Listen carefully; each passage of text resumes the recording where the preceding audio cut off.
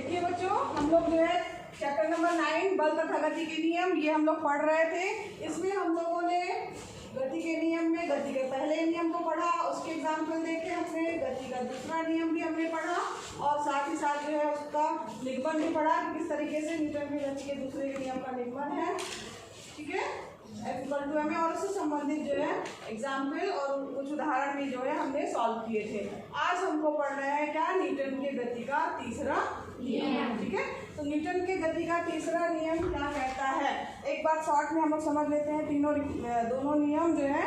तो पहला नियम है कि जो वस्तु स्थिर है या गतिशील है वो उसी अवस्था में बनी रहना चाहती है, कब तक, जब तक कि उस पर कोई बाह्य बल ना लगाया जाए। ठीक है, ये पहला नियम सबको याद हो गया? yes, अच्छे से याद कर लीजिए, एग्जाम के लिए बहुत इंपॉर्टेंट है। पहला नियम और उसके कुछ एग्जाम्पल्स याद, ध्यान दीजिएगा। पहला नियम उसके कुछ एग्जाम्पल। ठीक है, दूसरा नियम क्या है, F=ma। F क्या चीज है, लगने वाला वस्तु, किसी वस्तु पर लगने वाला बल जो है, किसी वस्तु पर लगने वाला बल। F क्या है, बल ना। तो लगने वाला बल जो है वस्तु के द्रव्यमान और उसमें उत्पन्न त्वरण के गुणनफल के बराबर होता है।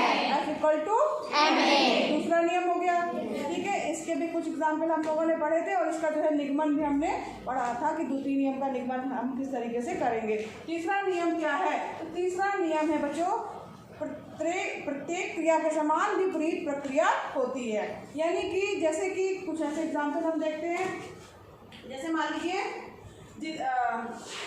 जैसे कि ये है आपका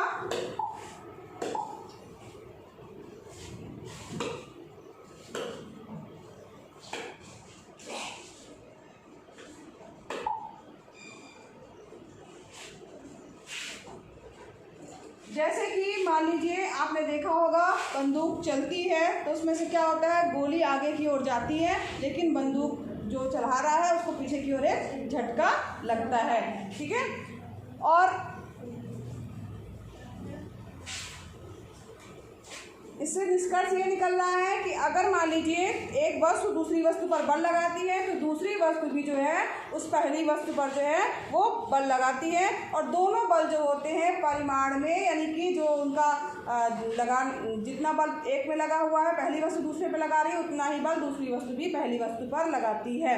ठीक है, लेकिन दिशा क्या होती है, उनकी विपरीत दिशा होती है। यानी कि युगल रूप में जो है बल लगता है, दो तरीके से बल लग रहा है। इन दोनों जो बल रहते हैं वो आपस में क्या होते हैं, विरोधी होते हैं और इन्हें क्रिया प्रतिक्रिया बल कहा जाता है। ठीक है, यहाँ पर देखिए एक आपको स्प्रिंग दिख रही होगी, मतलब दो स्प्रिंग है आपस में जोड़ी गई है।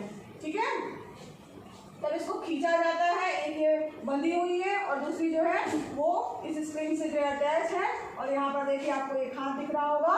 ठीक है, तो उसके द्वारा जो है इसको खींचा जा रहा है। तो इस पे हम बल किस पे लगा रहे हैं, इस पे लगा रहे हैं, है ना।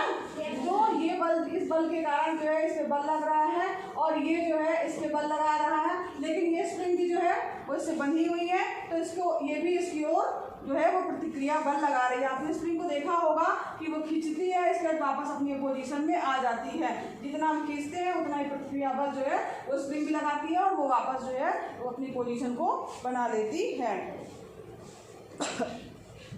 अब यहाँ पर क्रिया प्रतिक्रिया बल जो लगा तो उसी के अनुसार अगर हम बात करें कि मान लीजिए आप विराम अवस्था में है यानी स्थिर है। ठीक है, और सड़क पर जो है हम चलना प्रारंभ कर रहे हैं, तो सड़क पर चलना प्रारंभ कर रहे हैं तो हमें कुछ ना कुछ बल लगाना होगा।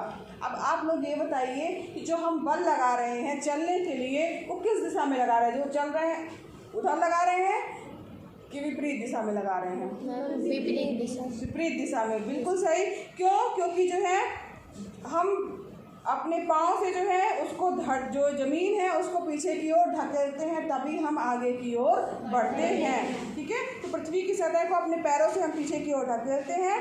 ठीक है, तब क्या होता है, सड़क भी उतना ही बल जो है हम पर लगाती है लेकिन विपरीत दिशा में लगाती है, इसके कारण हम आगे की ओर बढ़ जाते हैं। अगर मान लीजिए ऐसा ना हो या घर्षण जो है समाप्त कर दिया जाए तब क्या होगा? चल पाएंगे क्या हम? मान लीजिए एकदम चिकनी जो है वो पूरे जो है इसमें पाउडर फैला दिया जाए और टाइल्स वाली एकदम स्मूथ हो जाए, तेल या कुछ भी मतलब समझ लीजिए जिससे घर्षण जो है कम किया जा सकता है, तब क्या होगा? हम चलने की कोशिश करेंगे लेकिन अपनी जगह पर फिसल के गिर जाएंगे, होगा नहीं? Yes ma'am. तो इसका मतलब क्या हुआ? प्रत्येक क्रिया के समान किंतु विपरीत प्रक्रिया होती है। अगर हमने बल लगाया किसी पर तो वो भी हम पर उतना ही बल लगाती है। और जो बल होता है बच्चों, वो अलग अलग द्रव्यमान की वस्तु पर जो है अलग अलग तरीके से कार्य करता है।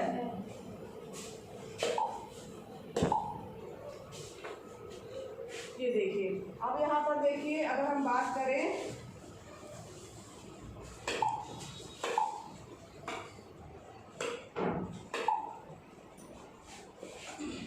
बंदूक की, ये देखिए, देख रहे हैं बंदूक, ठीक है, और इसमें से गोली चल रही है, तो बंदूक से गोली छोड़ने की अवस्था में बंदूक द्वारा गोली पर आगे की ओर बल एक निरूपित होता है, ठीक है। किंतु बंदूक पर एक समान विपरीत दिशा में बंदूक जैसे मान लीजिए चल रही है तो गोली जो है वो आगे की ओर एक बल जो है वो निरूपित करती है और बंदूक गोली पर, और फिर गोली भी जो है बंदूक पर एक समान परंतु विपरीत दिशा में बल लगाती है, जिसके कारण क्या होता है? बंदूक भी पीछे की ओर जो है प्रक्षेपित होती है।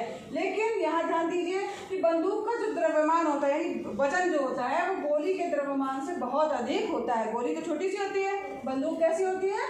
बड़ी होती है। इसलिए बंदूक का त्वरण जो है वो गोली के त्वरण से काफ़ी कम होता है, और यही कारण है, जैसे अब ये तो एक एग्जाम्पल हो गया, ठीक है, पीछे की ओर जा रही है। अब इसी तरीके से बच्चों आपने देखा होगा कि जब आप नाव से उतरते हैं या कोई नाविक है तो वो क्या करता है? जब किनारे पहुंचना होता है तो वो क्या करता है? वो पाँव से जो है वो नाव आगे की ओर उसको जाना है तो वो पाँव से नाव को ढकेलता है, पीछे की ओर करता है, तो नाव भी उतना ही बल उस पर लगाती है, तो जिसके कारण वो आगे की ओर चला जाता है। तो यहाँ पर देखिए, एक नाविक द्वारा नाव से आगे की ओर कूदने की स्थिति में भी गति के तीसरे नियम को प्रदर्शित किया जा सकता है। नाविक आगे की ओर कूदता है तो नाव पर लगने वाला प्रतिक्रिया बल भी नाव को पीछे की ओर धकेलता है, ठीक है। अब यहाँ पर और इसके एग्जाम्पल देखिए,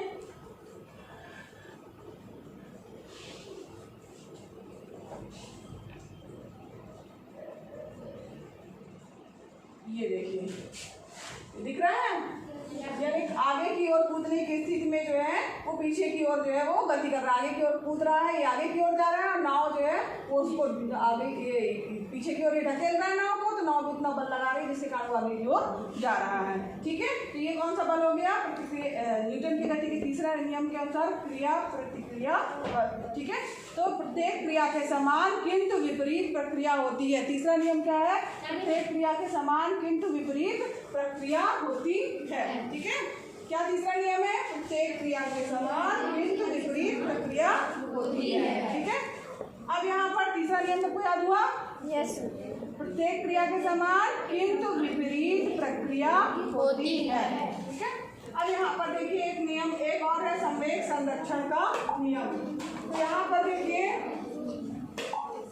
संवेग संरक्षण का नियम समझने के लिए देखिए, यहाँ पर दो वस्तुएं या दो गेंदे A तथा B जिनका द्रव्यमान क्रमशः m1 और m2 है और एक ही सरल रेखा में जो है वो रेखा में जो है वो गति कर रही है।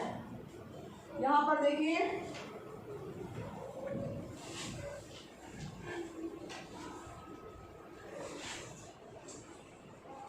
अब यहाँ अलग अलग वेग है इनके, जैसे ये है और ये दो जो है ये आपके पास बॉल है और यहाँ पर जो है एक ही जैसे दिशा में गति कर रही है, लेकिन इसका जो वेग है u1 है और इसका u2, ठीक है, या u1 u2 कर सकते हैं, या a है तो मान लीजिए इसका ua है इसका ub है, ठीक है। तो यहाँ पर देखिए उन पर कोई अन्य असंतुलित बल कार्य नहीं कर रहा है। u1 यानी कि इसका वेग, पहले गेंद का वेग जो है वो ज्यादा है, तेज से जा रही है और ये थोड़ा कम वेग से जा रही है, क्या होगा? आपस में टकराएंगी। जब ये वाली पीछे वाली गेंद है तो निश्चित रूप से उसको क्रॉस करेगी, और चूंकि एक ही साथ एक ही दिशा में एक ही पथ पे बढ़ रही है तो क्या होगा? आपस में जो है वो टकराएंगी, है ना। तो यहाँ पर असंतुलित बल इन पर कोई कार्य नहीं कर रहा है, तो वो एक ही समान गति से चलती रहेंगी, ठीक है, और टकराएंगी जैसा चित्र में दिखाया गया है। और टक्कर का समय मान लिया t है, ठीक। तो जब टक्कर का समय ठीक है। और गेंद बी पर जो है एफ ए बी बल लगाती है, उसको मान लिया ए जो है बल लगा रही है बी पर, तो उसको मान लिया एफ ए बी, ठीक है। और गेंद बी भी जो है वो गेंद ए पर बल लगाएगी, किस नियम से? न्यूटन की गति के तीसरे नियम से। प्रत्येक क्रिया के समान किंतु विपरीत प्रक्रिया होती है। इसमें इसको मारा, भाई एक झापड़ को तुमको मारेगा, तुम क्या करोगे? गुस्सा आएगा, तुम भी खटाक से तुम्हारा हाथ लगेगा, हाँ? बहुत तेज प्रक्रिया होगी ना। मान लीजिए किसी ने आपको तड़ाक से खूब कस के बिना एकदम बैठे हो आया और एक झापड़ मारा, तो आप बिना सोचे समझे तुरंत उसको भी एक झापड़ मारोगे या लड़ने लगोगे ना।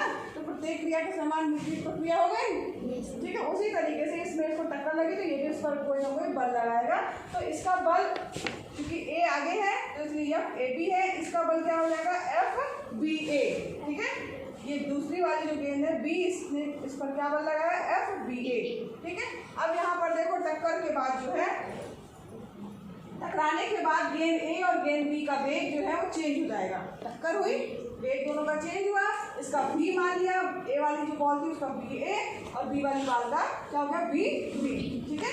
तो साफ नहीं दिख रहा ना, मैम बड़ा कीजिए।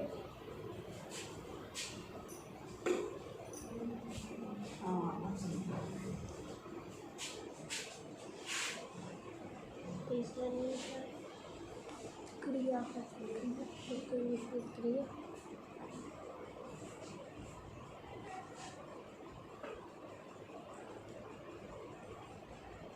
अब यहाँ पर देखिए एक जो हम पढ़ने जा रहे हैं वो है संवेग संरक्षण का नियम। अब संवेग संरक्षण के नियम को हम किस तरीके से समझ रहे हैं, तो ये उसी से संबंधित जो है कि हम कैसे समझेंगे। तो ये गेंद हमने ली है और इस तरीके से टक्कर हुई है। अब यहाँ पर देखिए जो आपका समीकरण 9.1 है, 9.1 मतलब कि जो संवेग का फार्मूला है, संवेग बराबर क्या होता है? मात्रा गुणे वेग, P equal to M V. संवेग का सूत्र क्या होता है? P equal to M V, ठीक है। तो यहाँ पर जो है एम यू या एम वी जो भी वेग है वो होगा, ठीक। तो यहाँ पर जो इसका अगर प्रारंभिक वेग की बात करें तो क्या हो जाएगा? संवेग जो है ए का संवेग जो है पहले और बाद में, अगर गेंद ए जो है टकराने के पहले इसका एम ए यू ए हो जाएगा, और इसके बाद जो है अंतिम वेग जो है या अंतिम संवेग जो हो जाएगा यहाँ पर एम ए बी ए, क्योंकि वेग पहले U1 था, यू ए था और बी ए था, अंतिम में क्या हो गया उसका वेग बी ए। तो एम ए यू ए प्रारंभिक संवेग हो गया, एम ए बी ए अंतिम संवेग हो गया। किसके लिए? बॉल ए के लिए। ए यहाँ दिख रहा मतलब बॉल ए के लिए, ठीक है। इसको एक जगह बंद भी मान सकते हैं। फिर संवेग में परिवर्तन की दर लगाएगा, जो परिवर्तन की दर या जो लगने वाला बल है वो क्या हो जाएगा? पहली गेंद के लिए एफ ए बी, ठीक है, टकराने के समय पर होगी यहाँ पे एम, ठीक। अब यहाँ एम हो गया। अब यहाँ पर जो है चूंकि जो है संवेग में परिवर्तन की दर निकाल रहे हैं तो एम ए हो गया। अब यहाँ अंतिम वेग में से प्रारंभिक वेग घटेगा, बटे टी आएगा, दर निकाल रहे हैं इसलिए बटे में टी आएगा। तो चूंकि पहले गेंद के लिए निकाल रहे हैं तो सारा चीज ए में होगा, M A U A minus B A बटे टी। इसी तरीके से गेंद बी के लिए क्या हो जाएगा? एम बी बी हो गया, सारी जगह क्या होगा? बी, ठीक है। तो एम बी कोष्टक में B B minus U B बटे टी, ठीक है। समझ में आया सबको? यहाँ तक सबको क्लियर हो गया? यहाँ पर ये हमने निकाला क्या? संवेग परिवर्तन की दर।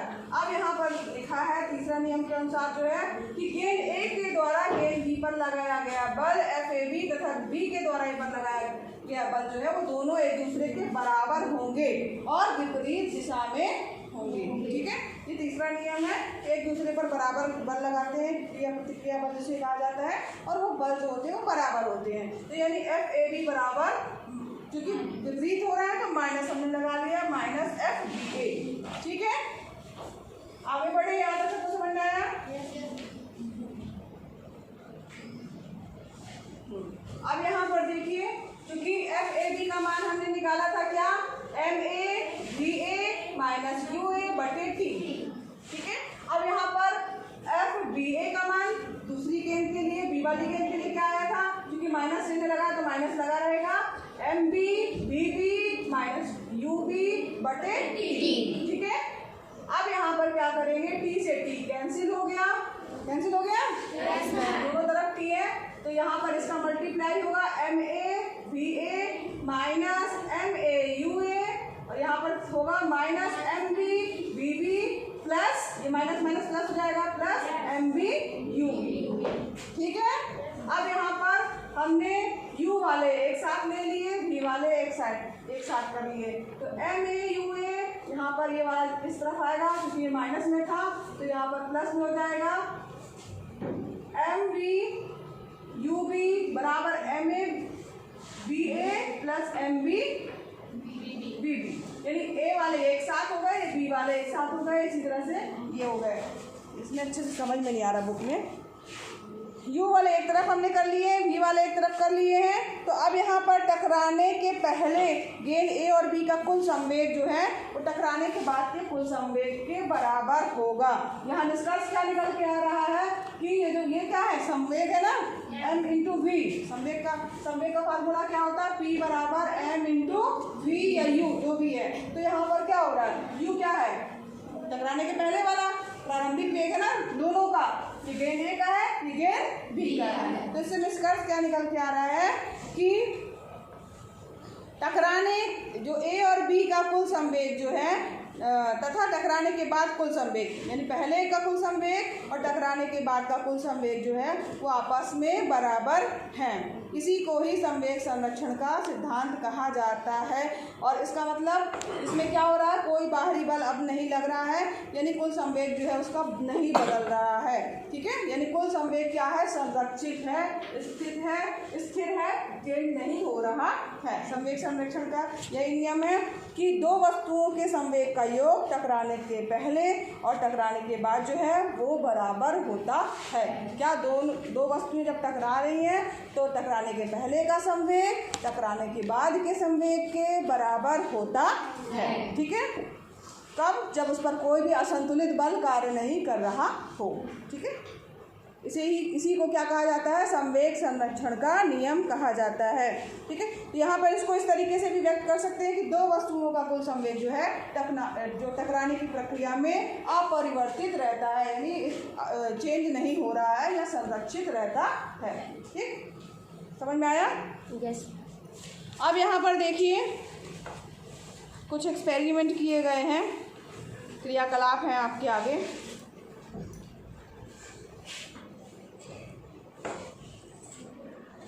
जैसे ये पहला वाला ये यहाँ पर क्या किया, एक बैलून है, उसके ऊपर जो है एक स्ट्रा को बांध दिया, मतलब चिपका दिया गया है, और यहाँ पर जो है उसको एक धागे से स्ट्रा के बीच में से धागा लगा, स्ट्रा समझ गए, वो पीने वाला पाइप समझ गए, उसमें जो है से धागा इस तरफ से उस तरफ लेके और एक इस तरफ बांध दिया गया, दूसरी तरफ बांध दिया गया। अब क्या किया गया है, जो बैलून फूला है उसके गुब्बारे की गठान खोल दी गई है। अब खोल दी गई तो क्या होगा, उसमें से हवा निकलेगी। हवा किधर क्या निकल रही है, इस तरफ निकलेगी हवा, लेकिन बैलून आपका ये किधर जाएगा, पीछे, है ना। ये क्या है, क्रिया प्रतिक्रिया नियम, या प्रत्येक क्रिया के समान विपरीत प्रक्रिया हो रही है। बल लग रहा है, अगर ये बैलून जो है आगे की ओर जा रहा है तो ये इस तरफ जो है वो जा रहा है, दोनों बल जो है आपस में बराबर लगते हैं। यही क्रिया प्रतिक्रिया का नियम है।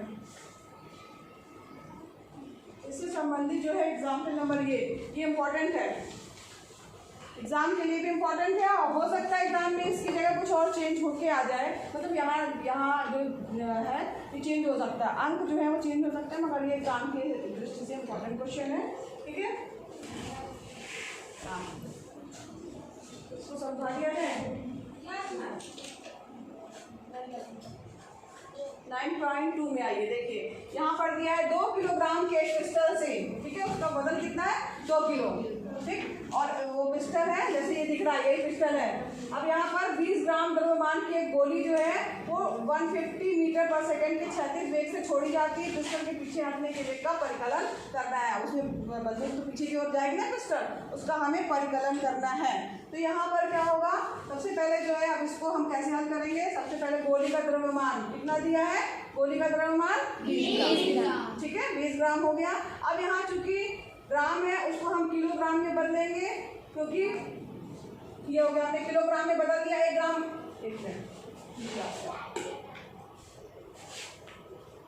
1 किलोग्राम वो 1 किलोग्राम बराबर कितने ग्राम होता है? 1000। 1000 होता है। तो यहाँ पर 20 ग्राम दिया है, तो उसको हम किलोग्राम में चेंज करेंगे तो बटे 1000 कर देंगे। जब बटे 1000 करेंगे तो नीचे के 3 जीरो जो है वो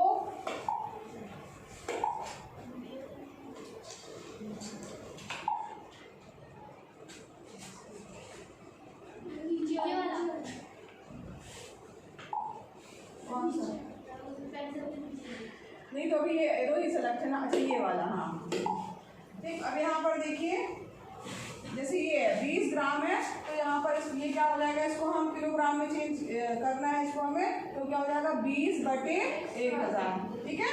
अब यहाँ 0 से 0 कैंसिल हो गया, 2 है, यानी कि यहाँ पर आगे जो है वो 0 लग जाएगा। अब यहाँ पर 2 जीरो है, उसका मतलब है 2 0 और यहाँ पे 0.02 आ जाएगा किलोग्राम में। समझ में आया? ठीक है। अब यहाँ पिस्टल का द्रव्यमान दिया गया है 2 किलो, ठीक, दिया ही हुआ है प्रश्न में। अब प्रारंभिक वेग मान लिया u1 और पिस्टल का प्रारंभिक, गोली का प्रारंभिक वेग u1 और पिस्टल का जो है प्रारंभिक वेग मान लिया u2। प्रारंभिक वेग है तो हमने u माना है। ठीक। अब यहाँ पर आगे बढ़ते हैं।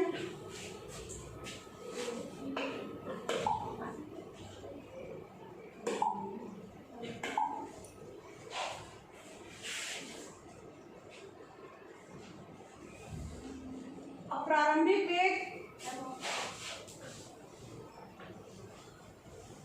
u1 माइनस u2 बराबर 0। प्रारंभिक वेग और जो है उसका अंतिम वेग u1 माइनस u2 जो है, अर्थात जो है चूंकि गोली का प्रारंभिक वेग u1, पिस्टल का प्रारंभिक वेग u2 है, और चूंकि प्रारंभिक वेग यानी पहले की अवस्था जो है वो दोनों तो स्थिर हमने पकड़ी हुई है।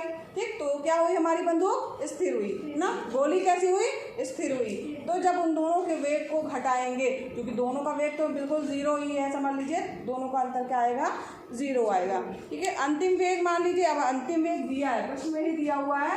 अंतिम वेग जो है वो क्या दिया है, किसका, 150, गोली का 150 मीटर पर सेकेंड के क्षैतिज वेग से छोड़ी जाती है। गोली का वेग जो है कितना हो गया है, 150 मीटर पर सेकेंड दिया है। अब यहाँ पर गोली का अंतिम वेग जो है, अंतिम वेग यानी ये दिया हुआ है प्रश्न में।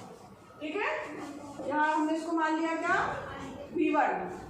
ठीक, और गोली वाले को v1 मतलब u1 v1 मानेंगे और बंदूक वाले को u2 v2 मानेंगे। ठीक है। प्रारंभिक वेग गोली का u1 था, अंतिम वेग v1 ये दिया है प्रश्न में। अब गोली की दिशा बाएं से दाएं परिपाटी के अनुसार धनात्मक ली गई है और पिस्टल का प्रक्षेपित वेग यानी मान लिया जो है उसका वेग जो है v2 न मान करके मान लीजिए v मान लिया है, तो दोनों का कुल संवेग क्या हो जाएगा, मात्रा गुणे वेग। संवेग मतलब क्या हो जाएगा, मात्रा गुणे वेग।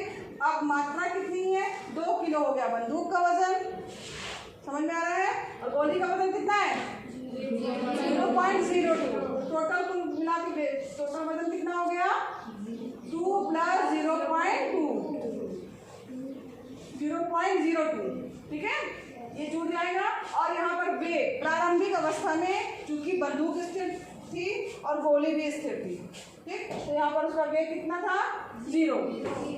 तो यहाँ पर कुल संवेग कितना आ गया इसका 0। अब ये गोली छूटने के पहले की बात हो रही है, जब सब चीज स्थिर है, हम बंदूक केवल पकड़े हुए हैं। अब छूटने के बाद, अब छूट गई गोली, तब उसके बाद गोली छूटने के बाद कुल संवेग क्या होगा, मात्रा गुणे वेग। अब यहाँ पर देखिए, अब मात्रा गुणे वेग, अब इसमें दोनों का होगा। गोली का की मात्रा कितनी थी 0.02 kg, वेग कितना था छूटने के बाद 150। ठीक है, समझ में आ रहा है। ये गोली छूटने के बाद जो है गोली का जो है हमने लिया क्या, वो मात्रा या द्रव्यमान गुणे वेग कितना आया छूटने के बाद 150 मीटर पर सेकेंड। ठीक है। अब इसके बाद छूटने के बाद जो है वो, ये तो ये गोली की बात हुई, अब बंदूक की बात कर लेते हैं। बंदूक कितने किलो की थी 2 किलो।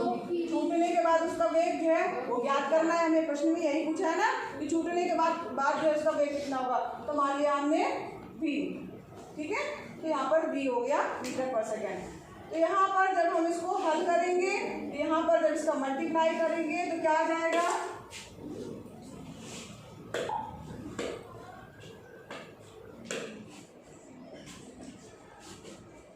0.02 गुणे 150 करिए तो 15 दूनी 30 आएगा। ठीक है, और यहाँ 0 और आएगा, 2 अंक के बाद दशमलव लगा है तो यानी यहाँ दशमलव लग जाएगा। समझ में आ रहा है इतना? तो यहाँ पर क्या आ गया हमारा 3.00 को हम 3 लिख सकते हैं और 2 को गुणा v से होगा तो क्या होगा 2 गुणे v दिया हुआ है तो 2v।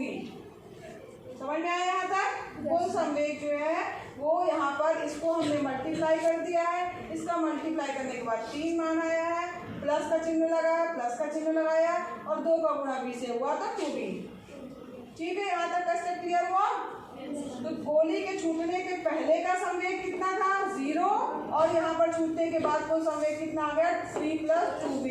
अब संवेग संरक्षण का नियम क्या कहता है कि छूटने के पहले का कुल संवेग छूटने के बाद के कुल संवेग के बराबर होता है। तो यानी दोनों जो है बराबर हो जाएंगे 0, यानी ये 3 + 2v बराबर हो जाएगा 0 और यहाँ पर v बराबर क्या जाएगा, v का मान यहाँ पे निकालेंगे, एक साथ बैठे हो बस, नहीं अलग अलग बैठे बराबर। यहाँ पर क्या हो जाएगा -3 तो v बराबर हो जाएगा 3/2। ठीक है, -3/2 करेंगे आप तो जब 2 का भाग देंगे तो क्या आ जाएगा 1.5 मीटर/सेकंड। ठीक है, और यहाँ ऋणात्मक चिन्ह जो आ रहा है वो क्या दिखा रहा है कि पिस्टल गोली के विपरीत दिशा में, अर्थात जो चित्र बना हुआ उसके अनुसार दाईं से बाईं ओर जो है वो प्रक्षेपित होगी। ठीक है, समझ में आ गया सबको? Yes ma'am. तो यहाँ पर देखिए चित्र भी जो बना हुआ है उससे भी आपको समझ में आएगा।